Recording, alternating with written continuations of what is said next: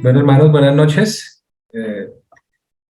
Estoy agradecido con el Señor por lo que ha estado haciendo, especialmente en este tiempo donde he tenido el privilegio de poder exponer ahí la carta de Pablo a Tito y precisamente el día de hoy continuamos con el estudio eh, de esta carta y a modo de introducción pues hemos visto en el capítulo 2, versículos 2 al 10, cuál es la conducta que corresponde a la sana doctrina, cuál es la conducta o cuál es la vida que deberían vivir.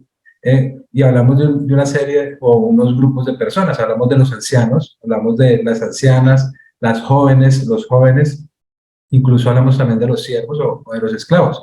Y luego vimos allí en el mismo capítulo 2, pero específicamente en el versículo 11 al versículo 14, que es la gracia de Dios manifestada en Cristo lo que hace posible que una persona pueda vivir una vida conforme a la sana doctrina. Especialmente porque la gracia de Dios nos capacita para buenas obras, y eso estuvimos estudiándolo la semana anterior. Entonces Pablo le ha dado o le ha dicho a Tito que anime a los diferentes grupos de personas.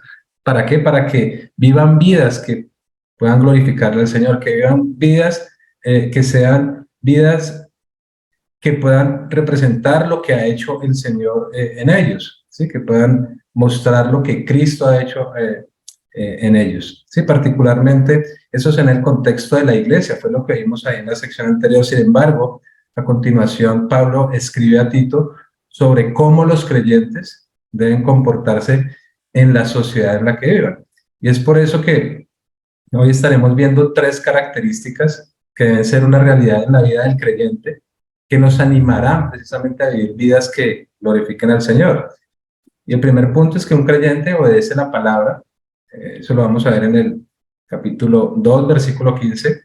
En el segundo caso, un creyente se sujeta a la autoridad. En capítulo 3, versículo 1. Y en tercer lugar, un creyente ama a su prójimo. En primer lugar, un creyente obedece la palabra. En segundo lugar, un creyente se sujeta a la autoridad. Y en tercer lugar, un creyente ama a su prójimo. Entonces, por favor, leamos Tito. Vamos a ir al capítulo 2 y vamos a leer desde el versículo 15 hasta el versículo 2 del capítulo 3. Repito, Tito, capítulo 2, desde el versículo 15 hasta el versículo 2 del capítulo 3. Y el texto dice lo siguiente: esto habla, exhorta y reprende con toda autoridad, que nadie te desprecie. Recuérdales que estén sujetos a los gobernantes, a las autoridades, que sean obedientes, que estén preparados para toda buena obra, que no injurien a nadie, que no sean contenciosos, sino amables, mostrando toda consideración para con todos los hombres. Oremos. Padre, gracias por este tiempo, Señor, gracias por el privilegio de estar expuestos a tu palabra. Te suplicamos que nos dirijas, Señor. No podemos hacer nada separado de ti, solamente tu Espíritu puede aplicar la verdad de tu palabra a nuestra vida. Te suplicamos que nuestras vidas puedan dar testimonio de lo que has hecho a través de Cristo en nosotros. Dirígenos en este tiempo, Señor. Prepara nuestros corazones, prepara nuestros oídos y por favor edifica tu pueblo, Señor. Y en tu misericordia salva a los que no te conocen. Dirígenos, Señor, y te lo pedimos en el nombre de Jesucristo. Amén. Entonces, el primer punto, hermanos, que vamos a ver hoy es precisamente que un creyente obedece la palabra. Les pido el favor de que, por favor, de que nuevamente leamos el versículo 15, ahí en el capítulo 2.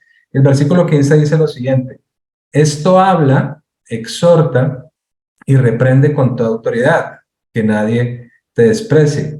Y aquí hay algo interesante, es que este versículo empieza con la frase esto habla. Esa es la manera en que empieza este versículo. Y aquí se genera una pregunta, porque podríamos preguntarnos a qué se está refiriendo la frase. Es decir, esto habla, a quién está preguntando, a quién deberíamos hablar o qué es lo que se debería hablar, lo de la sección anterior o lo de la sección siguiente. Es decir, la frase esto habla se refiere a lo que acabó de decir Pablo en los versículos 2 al 14 del capítulo 2, y entonces sería como una conclusión de esta sección, por decirlo de alguna manera, o es la introducción del capítulo 3, refiriéndose a lo que va a hablar Pablo precisamente a continuación. Y el punto es que esta frase se puede referir a cualquiera de las dos secciones o incluso a las dos, tanto a la anterior como a la que sigue. Pablo ha escrito versículos similares donde está dando una instrucción a Tito de cómo debe hablar, de cómo debe enseñar y de cómo debe predicar. Y un ejemplo de esto lo podemos ver precisamente en el capítulo 2, versículo 1. Recordemos allí cuando Pablo dice, pero en cuanto a ti, hablándole a Tito, dice, en cuanto a ti, Tito, enseña lo que está de acuerdo con la sana doctrina. Y eso lo está diciendo en contraste con lo que estaban enseñando los falsos maestros mencionados precisamente en la sección anterior, es decir, en el capítulo 1, específicamente entre los versículos 10 al 16. Pero es referente a lo que dice a continuación en la sección práctica, es decir, en el capítulo 2, versículos 2 al 10. Y otro ejemplo también lo vemos incluso más adelante aquí mismo en Tito, específicamente en el capítulo 3 y en el versículo 8, cuando Pablo dice, palabra fiel es esta, y en cuanto a estas cosas quiero que hables con firmeza. Y además algo que también nos ayuda es ver que allí nos encontramos con unos verbos imperativos en el versículo 15, y esos verbos imperativos que se están usando allí están en presente, por lo que hablar, exhortar y reprender debe ser algo continuo, es decir, algo necesario y que debe hacerse en todo tiempo. Y esto aplica tanto a la conducta del creyente con los hermanos en la iglesia, como vemos en el capítulo 2, es decir, en la sección anterior, pero también con su conducta con los demás, con los incrédulos en la vida cotidiana, como veremos a continuación ahí en el capítulo 3, es decir, en la sección siguiente. Y de hecho, por el contexto aquí en el versículo 15, Pablo le está diciendo a Tito que hable, y aunque debe hablar del evangelio, debe hablar también sobre la conducta del creyente, es decir, de todo aquello que es conforme a la sana doctrina, de todo aquello que resulta del evangelio de Jesucristo en la vida del cristiano. Entonces, por lo tanto, podríamos decir que Pablo se está refiriendo al utilizar la palabra esto, a lo que dijimos anteriormente, es decir, a los versículos 2 al 14, pero también a lo que continúa diciendo a partir del capítulo 3, versículo 1. Incluso podríamos decir también que incluye lo del capítulo 1. Entonces, con esto en mente, Pablo aquí en el versículo 15 se está dirigiendo a Tito y le está asignando una tarea. Eso es lo que está haciendo Pablo, le está asignando una tarea, le está asignando una responsabilidad, y hay algo especial, como dije hace un momento, está utilizando 3 verbos, pero estos verbos son verbos imperativos. Está utilizando habla, exhorta y reprende. Y tengamos en mente que estos imperativos, es decir, estos mandatos que no son opcionales, están en presente, por lo que se deben comunicar continuamente, no en ciertos momentos, no en ciertas circunstancias, sino en todo tiempo. Y lo primero que Pablo le dice a Tito es habla. Ese es el primer imperativo que usa, habla. Y es interesante ver que Pablo nuevamente usa el verbo que utilizó previamente en el capítulo 2, versículo 1, cuando dijo, en cuanto a ti, enseña.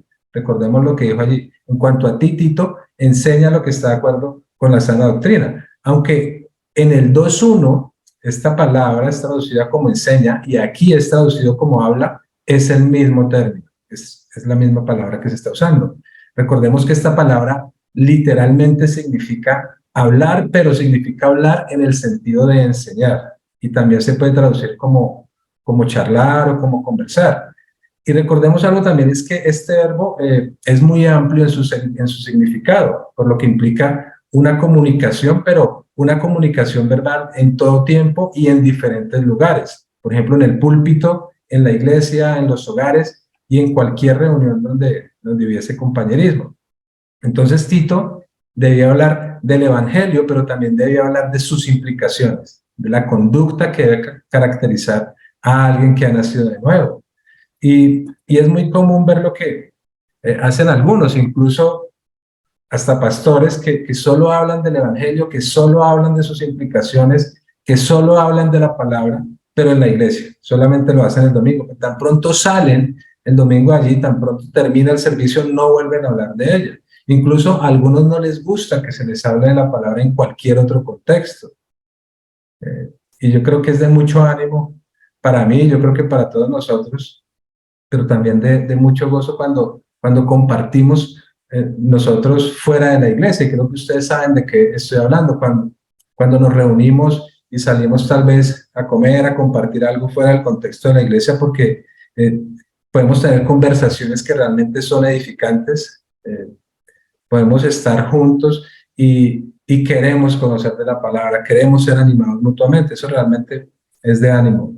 Y Tito debía hablar del evangelio, Tito debía hablar de lo que es conforme a la sana doctrina, debía predicar lo que dice la palabra, pero debía hacerlo en todo tiempo, debía hacerlo en toda circunstancia, debía hacerlo en todo lugar, y de la misma manera, hermanos, debemos hacerlo nosotros. Es importante que nos preguntemos algo, o sea, ¿de qué estás hablando en tus reuniones? ¿De qué estás hablando del trabajo? ¿De qué estás hablando incluso en la iglesia? ¿Qué estamos hablando? ¿Estamos hablando necedades? ¿Estamos hablando cosas que realmente edifican? Y esto no significa que no se pueda hablar de otras cosas, pero lo que sí significa es que debe ser una característica en la vida del creyente estar hablando de cosas que edifican, estar hablando de la palabra de Dios, pero también estar dispuestos a escucharlas, estar atento a las oportunidades que se pueden presentar para predicar el evangelio. Entonces, Tito debía hablar, pero en segundo lugar, Tito también debía exhortar. Y ese es el segundo imperativo que vemos allí en el versículo 15, exhorta. Y exhorta es un verbo de signo positivo, es decir, es un mandato que anima a hacer lo correcto.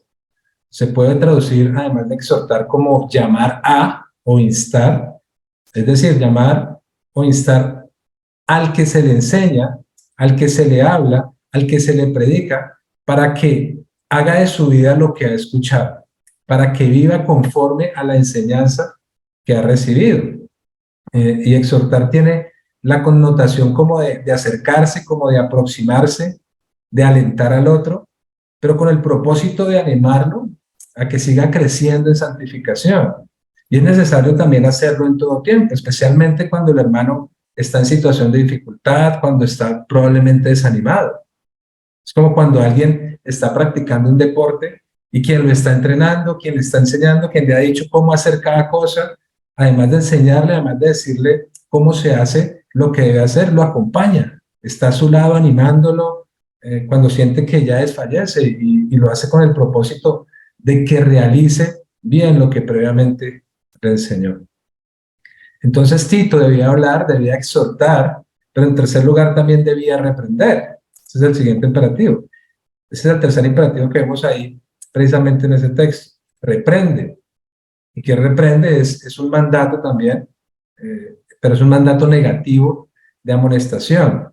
Es un mandato de advertencia o corrección para alguien que no reconoce o no quiere apartarse del pecado. Un comentarista escribió al respecto a lo siguiente, y cito: hay cosas que hay que reprender. Hay que hacerle ver al pecador su pecado. Hay que guiar la mente del equivocado. ¿Para qué? Para que se dé cuenta de su error y despertar cómo sea el corazón del descuidado. El mensaje cristiano no es ningún opio para hacer dormir a la gente, sino más bien una luz que despierta a las personas y les hace ver cómo son de veras y cómo es Dios. Pablo está diciendo: Tito, es necesario que reprendas. Cuando alguien no obedezca la palabra, repréndelo, adviértele, corrígele. ¿Para qué? Para que se aparte del pecado. Y así como era necesario que Tito lo hiciera, allí precisamente donde se encontraba, en las iglesias de la isla de Creta, también es necesario que esto suceda en las iglesias de hoy. Y creo que es claro para todos que es necesaria la reprensión. De hecho, es un mandato divino, eso es lo que estamos viendo. Entonces es importante que nos hagamos algunas preguntas acá, y es: ¿estamos dispuestos a recibir la reprensión cada vez que sea necesario? ¿Estamos dispuestos a ello? Nuestra prioridad es vivir una vida que honre y que glorifique al Señor. Entonces, ¿estamos dispuestos a recibirla? O tal vez lo que va a suceder es que nuestro orgullo es superior. La verdad, hermanos, es que la reprensión es necesaria y debemos estar dispuestos a recibirla, pero a recibirla con amor. Y recordemos que para quien la ejerce tampoco es una tarea fácil, pero debe hacerla. Hay que hacerla. Y precisamente es por eso que Pablo está exhortando a Tito a que lo haga. Eso es lo que está pasando allí. Entonces, Pablo le está diciendo a Tito, esto habla, exhorta y reprende. Miren ahí el versículo 15, noten lo que sigue. ¿Cómo? Esto habla, exhorta y reprende. ¿Y cómo? Y luego dice, con toda autoridad. Con toda autoridad. Aunque parece que la frase con toda autoridad solamente está modificando el último verbo, es decir, reprende, lo más probable es que está modificando los tres. Entonces Tito debe hablar, debe exhortar y debe reprender con base en estas cosas, pero con autoridad. Y surge otra pregunta. ¿Y con la autoridad de quién? ¿Con la autoridad de quién lo debe hacer Tito? Bueno, la respuesta es que es con la autoridad de Dios. Si Tito debe hablar, si Tito debe predicar la palabra de Dios, entonces debe hacerlo con la autoridad de Dios. Tito no debe decir sus ideas o lo que se le ocurra de parte de Dios. Tenemos que tener en mente que la autoridad tiene relación directa con el mensaje. Si Tito hablara sus propias ideas, si Tito hablara su propia opinión, entonces la autoridad con la que diría esas cosas sería con la suya. Sin embargo, Tito lo que va a hablar es lo que está de acuerdo con la sana doctrina, Tito lo que va a hablar es del evangelio de Jesucristo y lo que corresponde a ese evangelio. Tito debe hablar lo que está en la escritura, Tito va a hablar el mensaje que recibió de Pablo y en ese sentido habla con la autoridad de Dios. Entonces Tito está allí en Creta con el respaldo y la autoridad apostólica de Pablo. Recordemos que Pablo es quien le ha predicado el evangelio a Tito y le ha enseñado, pero a su vez el evangelio que predica Pablo, Pablo lo ha recibido directamente ¿de quién? Lo ha recibido directamente del Señor Jesucristo. Miren lo que dice Pablo precisamente en Gálatas, capítulo 1, versículos 11 al 12. Pablo dice lo siguiente, Gálatas capítulo 1, versículos 11 al 12. Pues quiero que sepáis, hermanos, que el evangelio que fue anunciado por mí no es según el hombre. Versículo 12. Pues ni lo recibí de hombre, ni me fue enseñado, sino que lo recibí por medio de una revelación de Jesucristo. Entonces, si Tito habla lo que dice la palabra de Dios, entonces habla con la autoridad de Dios. Y de la misma manera, hermanos, si nosotros hablamos lo que dice la palabra de Dios, entonces estamos hablando con la autoridad de Dios. No porque nosotros lo estemos diciendo, sino porque lo que estamos diciendo es lo que Dios dice. Ese es el punto. Y de la misma manera que se debe exponer la palabra, que es con toda autoridad, se debe exhortar, también se debe reprender. ¿Por qué? Porque tanto la exhortación como la reprensión debe ser conforme a la palabra. Y Pablo ahora añade ahí en el versículo 15 otro imperativo. Y hay algo interesante allí, porque lo que está haciendo es agregando mayor intensidad a la frase anterior, que es con toda autoridad. Es la verdad de la palabra lo que está en juego. Entonces Pablo finaliza el versículo 15 diciendo, nadie te menosprecie. Y esta palabra se refiere literalmente a pensar en algo con la intención de no hacerlo. Entonces el menosprecio allí no se refiere a la persona de Tito, sino más bien a lo que predicaba. Y es interesante pensar en esto, porque si alguien es expuesto a la palabra fielmente predicada y la desobedece, pues este no lo hace por el contenido, sino que lo está haciendo en rebeldía y no se está poniendo al predicador, sino que se está poniendo a Dios.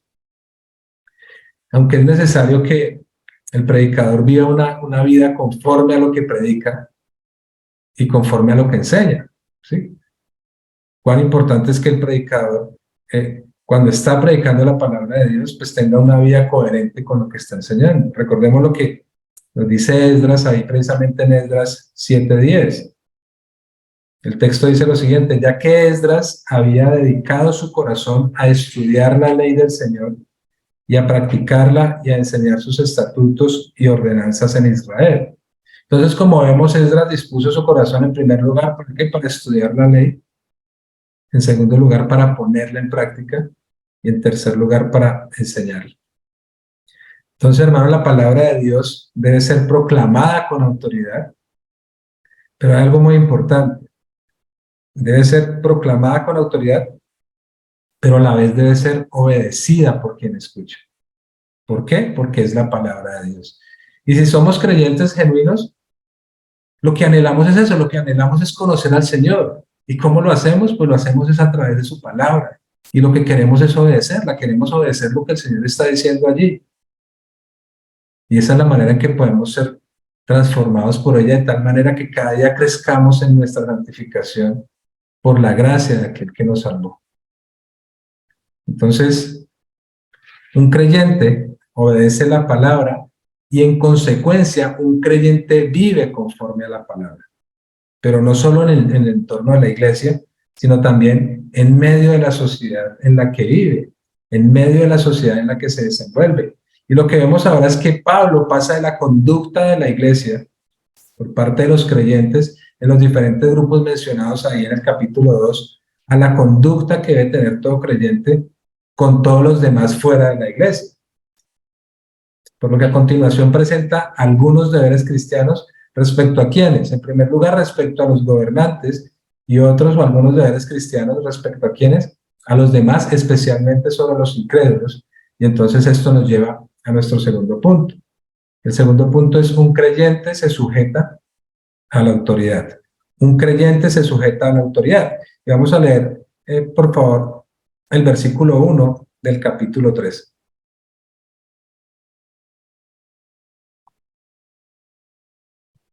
Miren lo que dice el texto. Versículo 1. Recuérdales que estén sujetos a los gobernantes, a las autoridades, que sean obedientes, que estén preparados, ¿para qué? Para toda buena obra. Y noten cómo Pablo está iniciando. Noten que Pablo dice, él está diciendo a Tito, recuérdales. De esa es la manera en que está iniciando Pablo. Y esta palabra también es un verbo imperativo y también está en presente, es decir, que es un mandato que también se debe hacer continuamente. Y es interesante ver que Pablo está diciendo, recuérdales, porque esto implica también varias cosas. En primer lugar, hay una implicación, es que les va a recordar algo que ya se les había dicho, algo que ya se les había enseñado.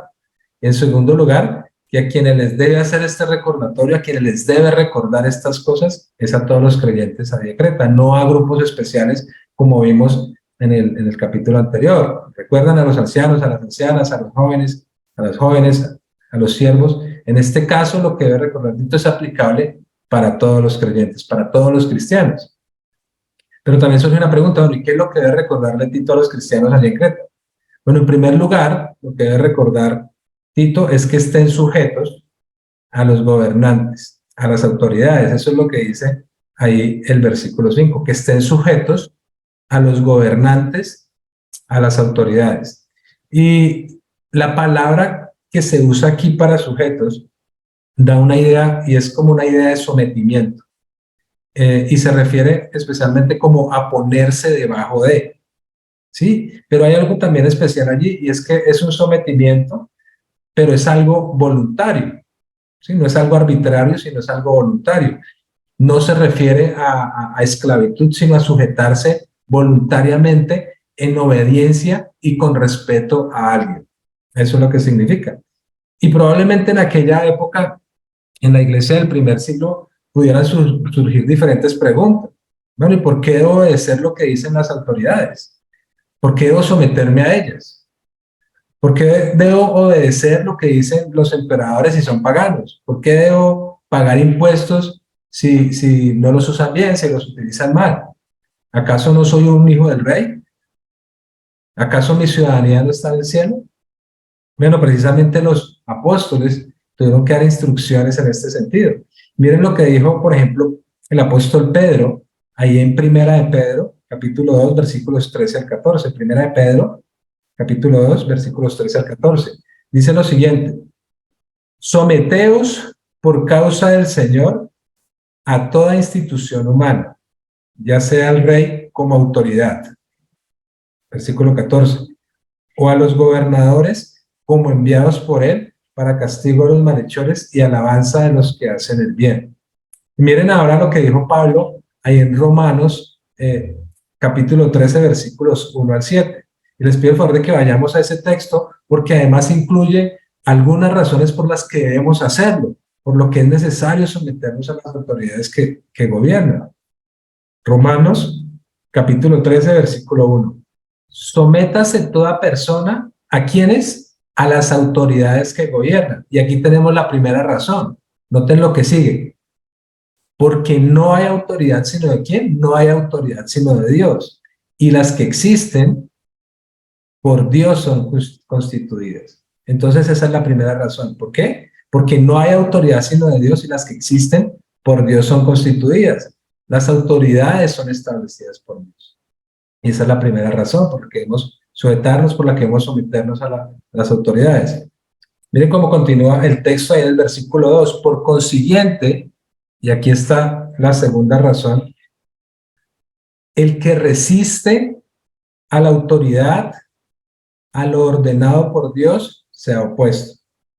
Esa es la segunda razón. El que resiste a la autoridad, a lo ordenado por Dios, se ha opuesto. Quien no se somete, quien no se sujeta a la autoridad, está desobedeciendo al Señor, se está oponiendo al Señor. Esa es la segunda razón. Tercera razón. Y los que se han opuesto sobre sí recibirán condenación. Así es como continúa el texto y ahí mismo está la tercera razón.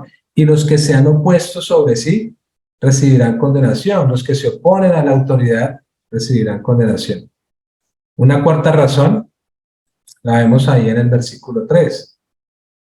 Porque los gobernantes no son motivo de temor para los de buena conducta. Y noten, los gobernantes no son motivo de temor para los de buena conducta, sino para el que hace el mal. Y algo interesante es que el gobierno ha sido diseñado no para fomentar el mal, sino al contrario, para restringirlo. Ahora continúa el versículo 3 y aquí vemos la quinta razón. Y noten, miren lo que dice el texto ahí. ¿Deseas, pues, no temer a la autoridad? Y es una pregunta, ¿deseas no temer a la autoridad? Y miren lo que dice, haz lo bueno y tendrás elogios de ella. Versículo 4, pues es para ti un ministro de Dios, ¿para qué? Para bien. El texto continúa y dice, pero si haces lo malo, teme.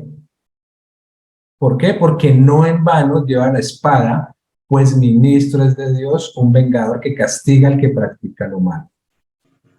Entonces la quinta razón es porque es un servidor de Dios para quien hace el bien y a la vez es útil para castigar a quien hace el mal.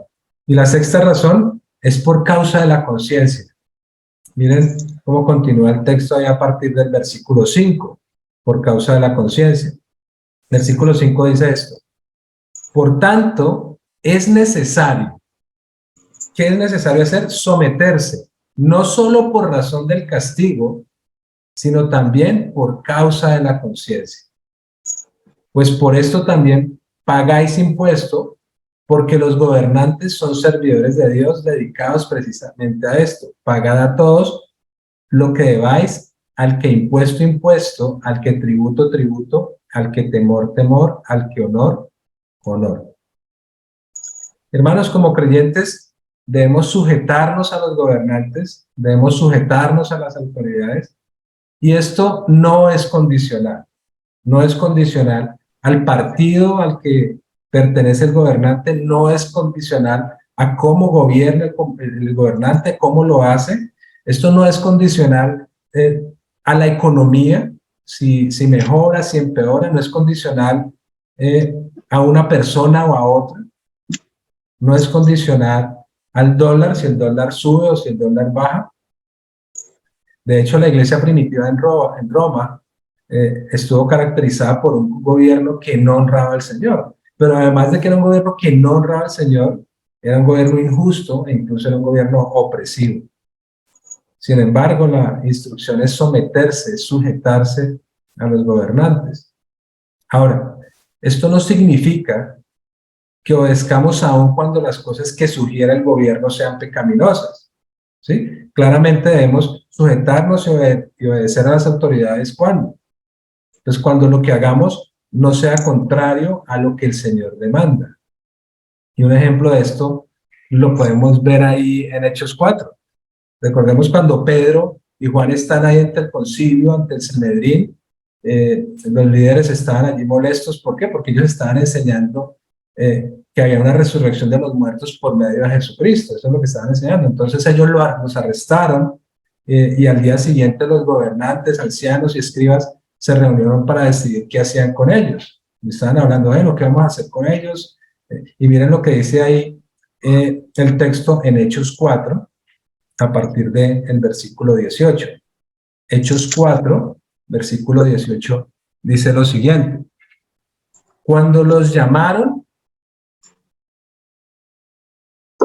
a ellos, les ordenaron no hablar ni enseñar en el nombre de Jesús. Versículo 19. Mas respondiendo Pedro y Juan les dijeron, vosotros mismos juzgad si es justo delante de Dios obedecer a vosotros antes que a Dios. Porque nosotros no podemos dejar de recibir lo que hemos visto y oído. Entonces, miren lo que dice ahí Hechos, capítulo 4, versículos 18 al 20. Leo el texto. Cuando los llamaron, les ordenaron no abrir ni enseñar en el nombre de Jesús. Versículo 19. Mas respondiendo Pedro y Juan les dijeron, y noten lo que ellos respondieron, vosotros mismos juzgad si es justo delante de Dios obedecer a vosotros antes que a Dios. Versículo 20, porque nosotros no podemos dejar de decir que lo que hemos visto y oído.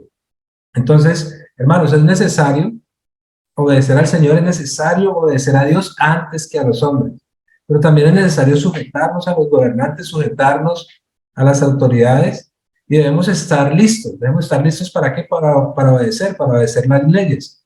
Debemos pagar nuestros impuestos cumplidamente, pero también debemos pagar nuestros impuestos honradamente, no buscando estrategias o trampas para no pagar lo que corresponde. Debemos acatar las leyes establecidas por el gobierno, por ejemplo, las leyes de tránsito.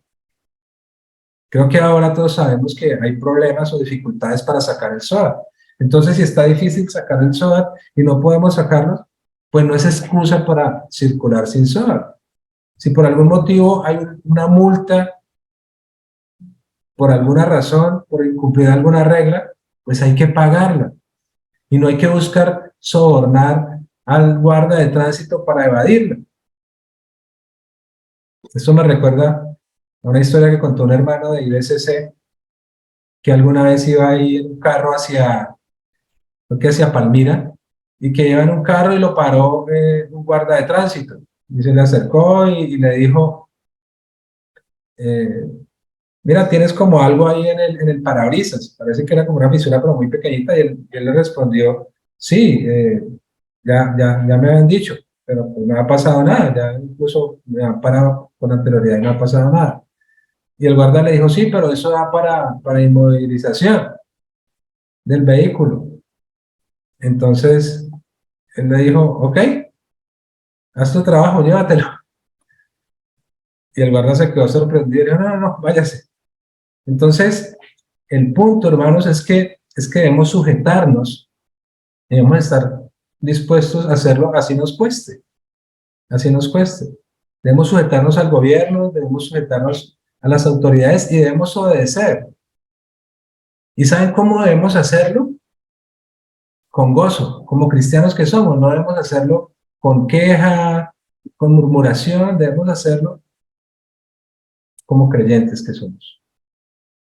Entonces Pablo le está diciendo a Tito que les recuerde a los creyentes de Creta que se sujeten a los gobernantes, que se sujeten a las autoridades, que sean obedientes, y noten cómo finaliza ahí el versículo 1. El versículo 1 dice que estén preparados para toda buena obra. Esa es la forma en que finaliza ahí ese texto. Es decir, el creyente debe estar dispuesto, debe tener el anhelo, debe tener el deseo, ¿para qué? Para toda buena obra. No solo debe estar dispuesto a obedecer, sino también debe estar dispuesto a servir, a aprovechar cada oportunidad que beneficie a los demás, a estar dispuesto a colaborar y a orar bien, a hacer las cosas bien. ¿Por qué? Por amor al Señor y por amor a los demás, aún cuando haya que hacerlo con sacrificio. Y esto, por supuesto, es un testimonio de la obra que el Señor ha hecho en cada creyente, que precisamente va a ser visible ante los demás. Entonces, hermanos, el creyente en primer lugar, obedece la palabra y como consecuencia, en segundo lugar, se sujeta a la autoridad, es decir, a sus gobernantes. Pero en tercer lugar y como tercer punto, un creyente ama a su prójimo. Un creyente ama a su prójimo. Ese es el tercer punto, un creyente ama a su prójimo. Y miren lo que dice el versículo 2, leámoslo. El versículo 2 dice lo siguiente, que no injurien a nadie, que no sean contenciosos, sino amables, mostrando toda consideración. ¿Para con quién? Para con todos los hombres. Pablo, ¿qué está haciendo aquí? Pablo está continuando con la lista de recordatorios y está mencionando tres más. En primer lugar, está mencionando que no injurien a nadie. En segundo lugar, que no sean contenciosos, sino amables. Y en tercer lugar, que muestren toda consideración para con todos. Pero aquí surge una pregunta, y es, ¿a quién se está refiriendo Pablo ahora? ¿Al gobierno del que venía hablando y a sus funcionarios? ¿O se está refiriendo a todas las personas? Bueno, en este caso se está refiriendo a todas las personas porque allí hay algo interesante, es que Pablo está utilizando la palabra nadie, ¿sí? La cual tiene una naturaleza indefinida y amplia. Y entonces eso puede abarcar a todas las personas. Pero también la forma en que finaliza este versículo nos ayuda porque miren lo que dice. Termina de esta manera. ¿Para con quién? Para con todos los hombres. Ahora, esto no significa que los empleados o los funcionarios del gobierno estén excluidos, sino que no es solo a ellos a los que se está refiriendo. Entonces, teniendo eso en mente, Pablo dice, en primer lugar, que no injurien a nadie. Ahora, ¿qué es injurien? Bueno, eso se refiere a hablar mal de alguien o a murmurar de alguien. De hecho, la Reina Valera traduce esta palabra como difamen, o difamar sería el verbo, y de hecho esta palabra se relaciona con calumniar o tratar con desprecio a alguien. Entonces Pablo está diciendo a Tito que les recuerde a los creyentes de Creta que no deben hablar mal, que no deben murmurar, que no deben calumniar, que no deben difamar. ¿A quién? A nadie. Y noten que eso es lo que dice el texto. ¿A quién? A nadie. No hay excepciones, no hay excusas. Alguien podría decir, no, lo que pasa es que no conoces a esta persona. Es que si supieras lo que hizo, es que si supieran lo que dijo, es que esa persona no es creyente. Y esto aplica no solo con las personas que son cercanas, que están en un círculo cercano, sino que también aquellos que no lo son tanto y que pueden pensar o tener convicciones diferentes a las nuestras. Como creyentes, no debemos injuriar a nadie, no debemos hablar mal de nadie. Pero hermano, la realidad es que es tan fácil caer en esto. Lamentablemente muchas personas están listas, pero están listas es para hablar mal de otros, para hablar mal de los gobernantes, para hablar mal de los jefes, para hablar mal de los compañeros de trabajo, de los miembros de la familia, de los vecinos. Y saben qué, hermanos, algo aún más triste es que esto pasa incluso en la iglesia, porque muchos están listos para hablar mal y murmurar de otros. Y aquí hay una pregunta importante que debemos hacernos y es ¿cuál es nuestra actitud cuando escuchamos a alguien hablar mal de otro? ¿Cuándo es nuestra actitud cuando empiezan a llegar chismes de otros? Es necesario, hermano, refrenar la injuria. Es necesario exhortar a los hermanos y es necesario animarlos y a decir cosas, pero a decir cosas que edifiquen. Que si tienen que decirle algo a alguien, a un hermano, que vaya y se lo diga con amor y con el ánimo de la edificación mutua. Y si tú eres el que está injuriando, el que está calumniando, el que está hablando mal de otros, es necesario que te arrepientas. Y que con la ayuda del Señor no sigas haciendo eso. Como creyentes no debemos injuriar ni murmurar de otros. Como creyentes no es posible que participemos de esto. Como creyentes no podemos animar a otros a que hagan eso. Al contrario, debemos animarlos a la edificación. Debemos vivir vidas que muestren lo que el Señor ha hecho en nosotros. Debemos ser testimonios de la obra de Cristo y de esa obra que el Señor ha hecho en nuestras vidas. Hermanos, el no hacerlo deshonra el nombre de Cristo y deshonra la obra de redención del Señor. Las vidas transformadas por Jesucristo pueden ser usadas por el Señor para llevar personas a Cristo, pero es necesario que los que vean, que lo que estén viendo las demás personas en nosotros realmente sean vidas transformadas, no personas que están diciendo que son cristianos, que asisten a la iglesia, pero que lo que hacen demuestran todo lo contrario. No es coherente que alguien hable de Cristo, de lo que ha hecho en su vida cuando se la pasa murmurando o hablando mal de otros. Algo importante, una aclaración, es que esto no significa que los creyentes no puedan o no deban hablar o evaluar el pecado que hay en otras personas. Esto, claro, esto puede ser necesario en diferentes circunstancias. Por ejemplo, cuando el no decirlo, el no hablar de esa situación en particular, puede afectar verdaderamente a otra persona o a otras personas. O cuando se hace para ayudar y animar al hermano a la luz de la palabra, entonces debemos hacerlo. Pero ¿saben cómo debemos hacerlo? ¿Sabes cómo debemos hacerlo? Como nos gustaría que lo hicieran con nosotros. Con amor a nuestros hermanos, con amor a nuestro prójimo. Esa debe ser la forma en que se debería hacer, con gracia y con amor. Entonces Tito debe recordar a los creyentes de Creta que no deben injuriar a nadie y también que no deben ser contenciosos, sino que al contrario deben ser amables. No deben ser contenciosos, sino que al contrario deben ser amables. ¿Y qué es no ser contencioso? Bueno, la palabra contencioso, o no ser contencioso, se refiere a alguien que es pacífico, alguien que no es pendenciero, podríamos decir, alguien que no es agresivo, alguien que no busca pleitos, alguien que se sujeta fácilmente a quien corresponde. Y es interesante notar que no ser contencioso es una característica o es un requisito para los ancianos. Recuerden cuando estudiamos ahí los requisitos de un pastor, ahí precisamente en Tito 1:7. Y de hecho, Pablo también lo menciona los requisitos ahí en Primera de Timoteo 3, pero aquí, allí pasa algo especial porque allí también combina el no ser contencioso con el ser amable. Pero algo importante, hermanos, es que esa debe ser una característica no solo de los pastores, no solo de los ancianos, sino de todos los creyentes. No ser contenciosos, sino al contrario, ser amables.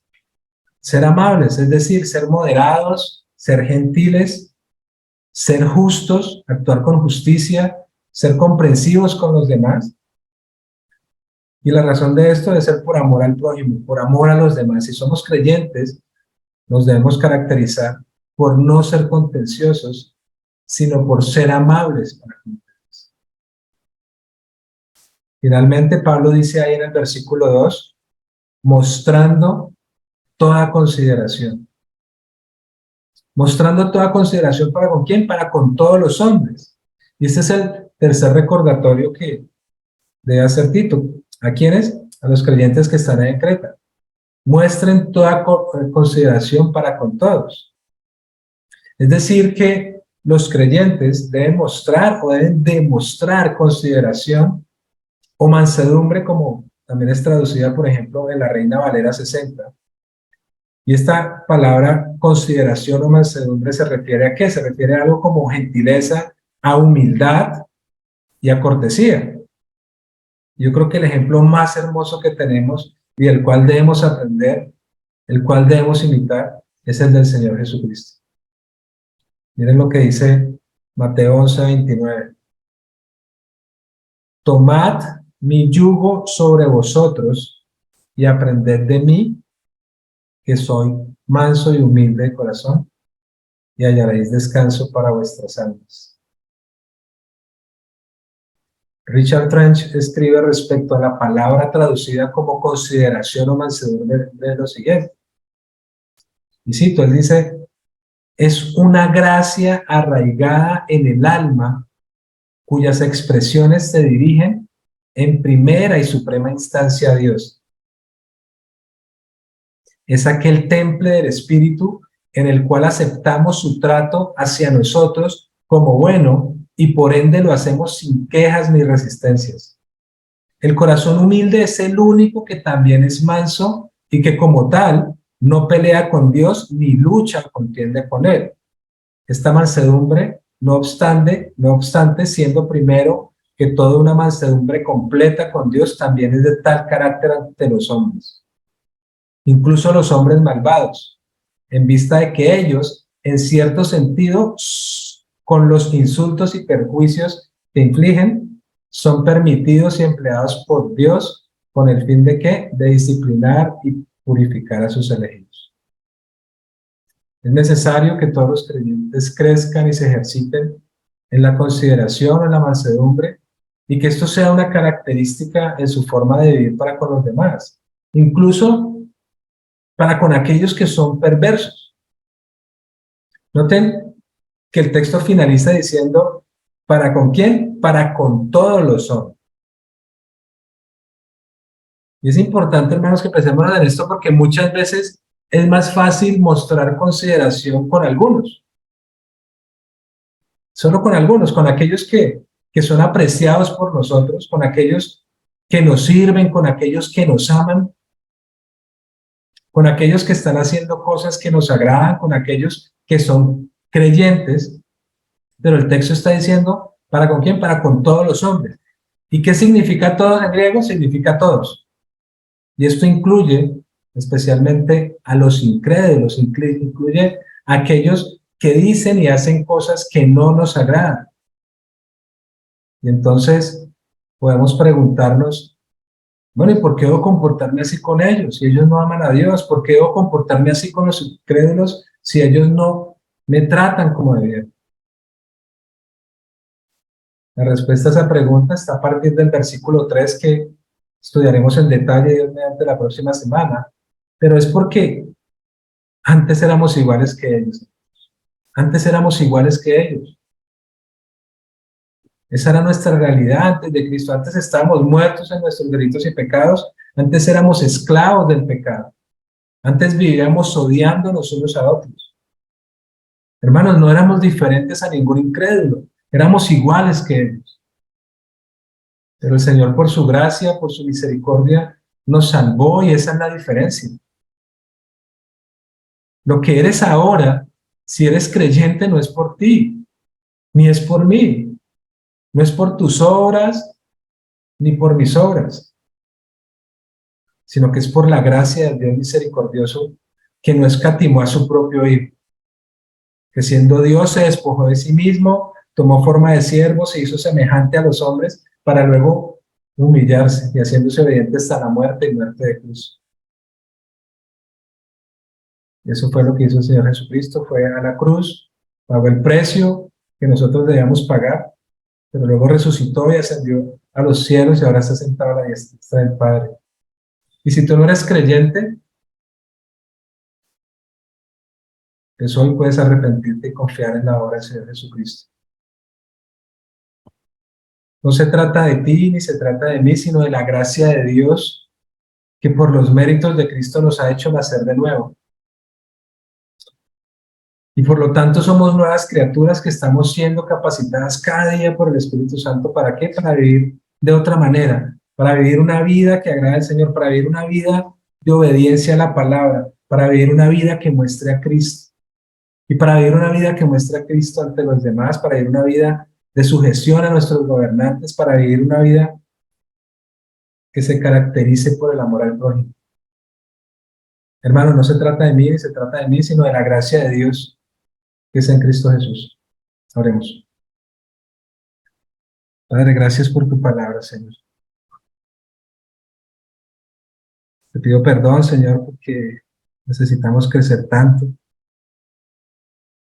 No somos diferentes, Señor, a los incrédulos, no somos diferentes a ellos porque antes éramos iguales. Lo que nos diferencia es tu gracia, Señor. Es por los méritos de tu Hijo que ahora podemos ser llamados tus hijos y que podemos ser transformados cada día a tu imagen. Ayúdanos, Señor, cada día a obedecer tu palabra, Señor. Ayúdanos a vivir vidas que puedan dar evidencia realmente de lo que el Señor ha hecho en nosotros. Ayúdanos a vivir para tu gloria, ayúdanos a hacerlo en todo momento, en toda circunstancia. Ayúdanos, Señor, necesitamos de ti, te lo suplicamos en el nombre de Jesucristo. Amén.